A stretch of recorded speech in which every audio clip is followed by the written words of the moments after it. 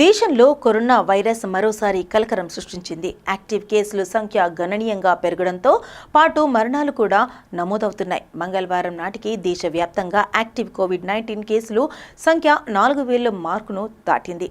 గడిచిన 24 గంటల్లో 5గురు ఈ మహమ్మారికి బలయ్యారు. కేంద్ర ఆరోగ్య కుటుంబ సంక్షేమ మంత్రిత్వ శాఖ విడుదల చేసిన తాజా గణాంకాల ప్రకారం ప్రస్తుతం దేశంలో మొత్తం 4,026 యాక్టివ్ కోవిడ్ కేసులు ఉన్నాయి. దేశంలో నమోదవుతున్న కేసుల్లో కేరళ అగ్రస్థానంలో కొనసాగుతుంది.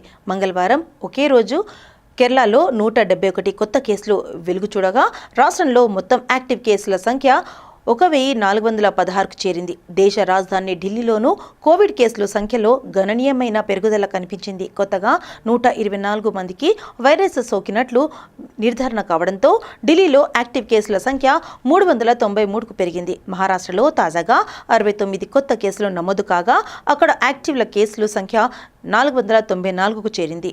పశ్చిమ బెంగాల్లో కొత్తగా 11 కేసులు నమోదు కాగా ఆ రాష్ట్రంలో యాక్టివ్ కేసుల సంఖ్య 372కు చేరింది.